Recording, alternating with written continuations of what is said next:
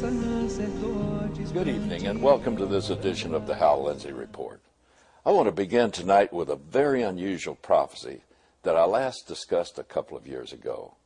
I believe it has much more relevance today in the light of the growing economic problems besieging the European Union.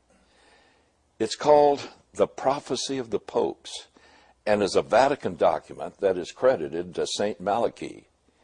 He was the 12th century Bishop of Armagh in what is now Northern Ireland.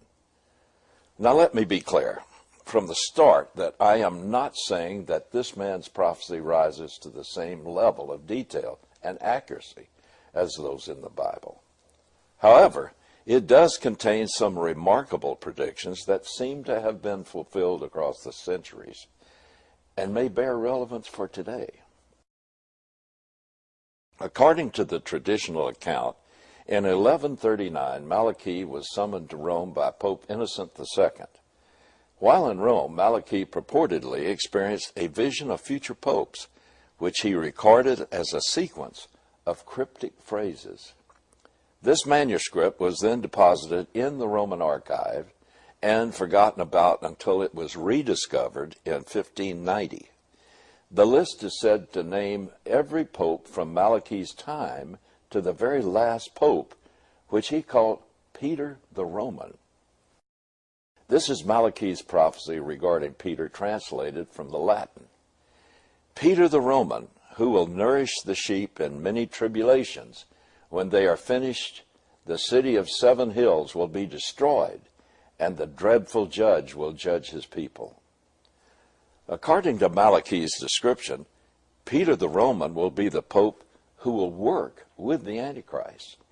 Revelation chapter 17, verse 16, predicts that the Antichrist and the 10-nation confederacy out of the old Roman Empire will eventually turn upon the false religious system and its leader and utterly destroy it.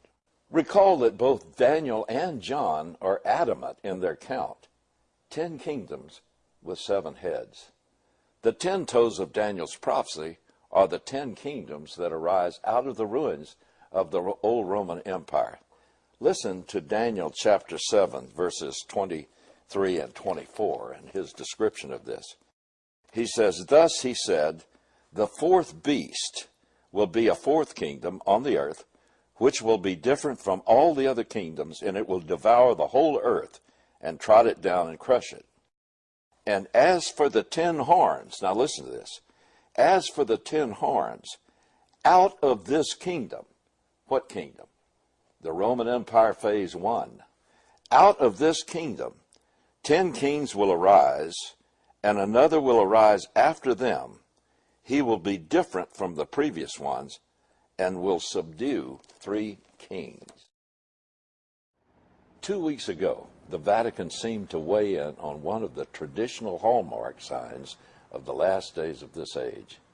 It issued a call for the establishment of a global authority and a central world bank to rule over the world's diverse financial institutions like banks, investment houses, and mortgage companies.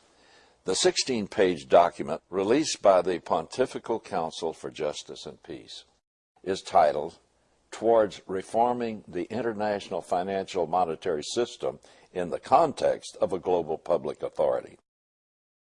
Now that's a title for you. Though it does not directly speak for the Pope, it carries his authority because it quotes him extensively. It is at times very specific. For example, it calls for a certain taxation measure on financial transactions. But the proposal also calls for a new world economic order based on ethics and the achievement of a universal common good. This call follows Pope Benedict's 2009 encyclical, Caritas in Veritate, that denounced a capitalist mentality as responsible for the global financial meltdown. That document, in which the Pope is speaking directly to the world, says the reality of globalization necessitates a gradual balanced transfer of a part of each nation's powers to a world authority and to regional authorities. The Vatican apparently wants to see this global authority playing a role in everything from financial regulation to arms control and disarmament, food, peace efforts, and security. The Pope's 2009 encyclical argued that there is an urgent need for a true world political authority. This most recent Vatican document continued to hammer the values of the financial world. The crisis has revealed behaviors like selfishness, collective greed, and the hoarding of goods on a great scale. It said that at fault is an economic liberalism that spurns rules and controls. This isn't a new Vatican proposal, by the way. As the latest publication suggests, the Vatican has been citing for the last 4 decades the need for a global authority that looks beyond individual national interests. It also says that advocating a fair redistribution of wealth should be a moral imperative for Catholics, and suggested that the reform process begin with the United Nations. Now let's connect the dots to see what the bigger picture is starting to look like. First, we have Pope Benedict, possibly the next to the last head of the Church of Rome, calling for the development of a global economic and political authority based on Marxist income redistribution principles. At the same moment in time, the 27-member European Union is facing economic collapse, one that Alan Greenspan says will be caused by its unwieldy size and cultural incompatibility. What will come out of that collapse?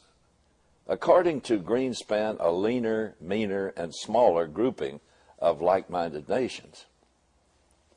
Is it possible that a reorganized EU will ultimately settle on 10 as the ideal number? The Bible says that the world will soon be governed by a single global political authority in partnership with a global religious authority. Between them, they will have such minute control of individual economic activity that they will be able to exclude individuals from buying or selling unless they become a part of a global political, religious, and economic system under the authority of the Antichrist. This will be accomplished by giving everyone a personal number whose pre-authenticating number or prefix will be 666. Now, we've all heard that thrown around. But in order to get this number, and for it to mean anything, each person will have to swear allegiance to the Antichrist. Then in the meantime, every major political or economic event or proposal of our day points in precisely that same direction as the Bible prophesies. A global economic and political collapse followed by a new world order and the introduction of a great leader who will appear to be the answer to all our problems and dreams, all centrally located in none other than Rome. Is this just an amazing coincidence? Well, not if you know Bible prophecy. More than any time in history, the preparations for the Antichrist's unveiling are occurring before our very eyes. Meanwhile, as if by an invisible hand, the world keeps moving irresistibly toward a one-world government and a one-world economic system.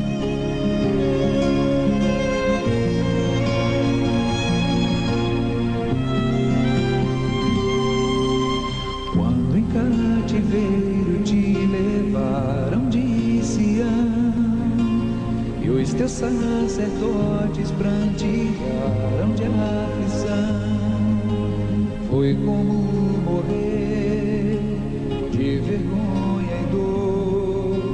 Caminhava triste o povo forte do Senhor a Jerusalém, porque deixaste de adorar o Deus vivo que em tantas batalhas te ajudou. Chora Israel num lamento só, talvez Deus se lembre do bichinho de Jacó. chora.